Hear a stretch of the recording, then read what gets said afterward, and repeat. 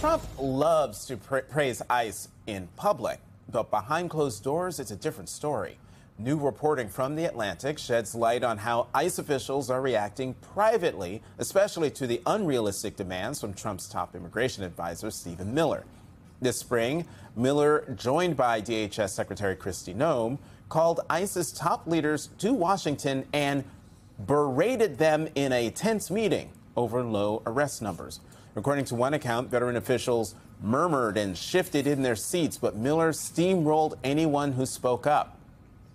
And the pressure is taking a toll. In the words of one ICE agent, morale is in the crapper. Even those that are gung-ho about the mission aren't happy with how they are asking to execute it. Another longtime officer complained that Miller's fixation on daily arrest numbers is forcing serious agents to abandon serious criminal cases. No drug cases, no human trafficking, no child exploitation. It's infuriating, he said. A longtime ICE employee is thinking about quitting rather than having to continue, quote, arresting gardeners. This comes as Florida Democrats are demanding answers for deplorable conditions at what Trump calls Alligator Alcatraz. The conditions that we saw inside this internment camp, which it is nothing less than that description, were really appalling. They are essentially packed into cages, wall-to-wall humans, 32 detainees per cage. The only thing inside those cages are their bunk beds, and there are 3 tiny toilets. This is an appalling, outrageous environment to detain anyone. And a new Gallup poll suggests the American public is noticing. Among independents, just 28% approve of Trump's handling of immigration, while 69% disapprove. Overall, approval of Trump's immigration policy is at just 35%. Back with us are Anthony Coley and Heath Mayo.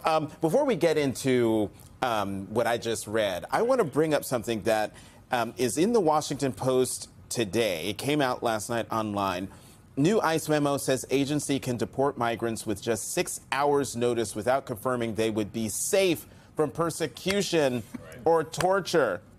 I'm going to read this. Federal immigration officers may deport immigrants with as little as 6 hours notice to countries other than their own, even if officials have not provided any assurances that the new arrivals will be safe from persecution or torture. Anthony, how is this even legal?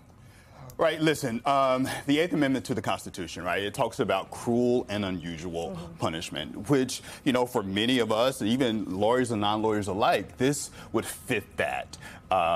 This would fit that definition. What's interesting here is I think that Donald Trump is mindful of the images and the headlines going out across the world, right, in countries in the Southern Hemisphere, in Mexico, and other countries like this. And I think this is a part of his strategy, right? You remember when Kamala Harris said, do not come, right, and how that was replayed.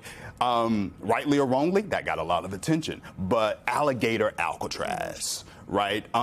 Sending people to Sudan, right, where they have where they have a history of terrorizing people, citizens and non-citizens alike. I think this is a part of their strategy, and is particularly just mean and cruel. Well, it's part of deterrence, right? Because that's my point. They want folks to feel like something so scary can happen to you that you should just self-deport, right? That is what a lot of this is about, is that because they are never going to hit the numbers that they have promised, right? They what was it, $3,000, 3,000 people a day, every single day from Stephen Miller. They have not been able to hit that yet. And so this is about making sure that people leave anyway and being able to say the numbers are down because they left because they were so scared of us. And I think at the end of the day, the Supreme Court said this is fine. right? The Supreme Court, that building right over there, said that they can send whoever they want, wherever they want to send them, whether or not it's their country. But what I don't understand, I completely agree with you. It's about self-deportation, encouraging it and encouraging people not to come in the first place. But he has achieved reasonable success when you look at the lower number of border crossings. And at the border, he has his tactics, his draconian tactics. He has, shown some numbers. The numbers have dropped. So Heath, why doesn't he just take a victory lap and stop when this is politically unpopular? Yeah, Heath. That's a Republican strategy. I think there's two problems here. One is whether that's right. Is this actually going to work as a long-term immigration policy? Because the immigration system, we've known, it's been broken. It's always broken. Politicians come in, they promise they're going to fix it, and then they don't because they want to continue to use it as a political football. So, yes, border crossings are down, but we've seen border crossings ebb and flow over all administrations. But I think, to the point that you were getting at, I think it's also the politics of this. They want to be seen to be pushing the envelope. And on every front of this immigration issue, Stephen Miller is pushing everyone to get the numbers up. But is that really the best way to go about this? Because then you're, like you say, you're going and getting gardeners. You're getting people when they promised it was just going to be the criminals. And that is the pressure point.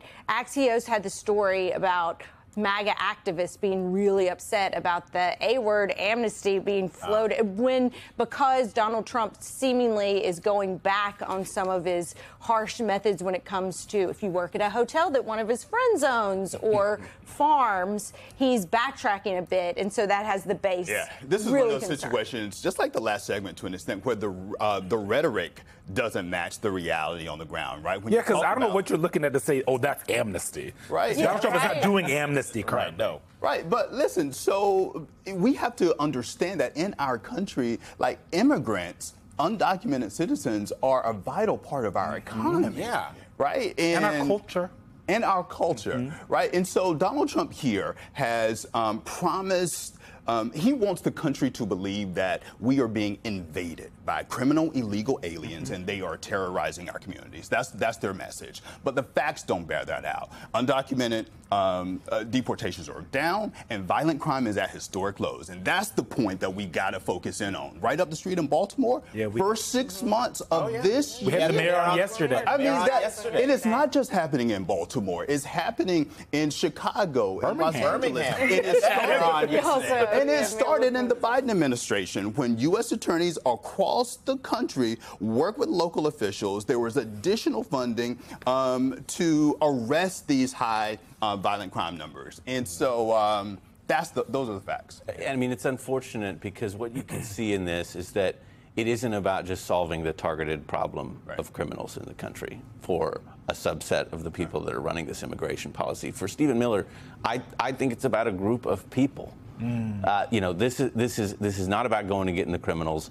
This is about finding a political other in the country that it is easy to target, it is easy to go against, and it's easy to build a bureaucratic campaign of let's go round them up and get them out of here. And that's all they've learned. That America doesn't look like me. Or it doesn't look like he wants to create an America where black people, where brown people, where gay people don't feel safe. Right? When they talk about make America great again, that's the type of America they're talking about. And it's just like the Epstein files. It's another, we've known forever. I mean, there are more than 30 million undocumented people in this country. There's no way to even if Tom Homan goes and knocks on every door in the country, there's no way to deport them all. That's been the fundamental problem with this immigration issue that we face.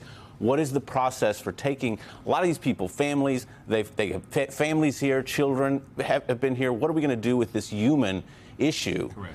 And there's no empathy or seriousness about dealing with that. Well, instead, we're closing rural hospitals so that we can pay for a police state within our own country. And at the end of the day, every business person, every economist will tell you that immigrants bring so much to this country. They pay taxes, even though they don't get. They pay into the earned benefits pile, even though they don't end up getting them.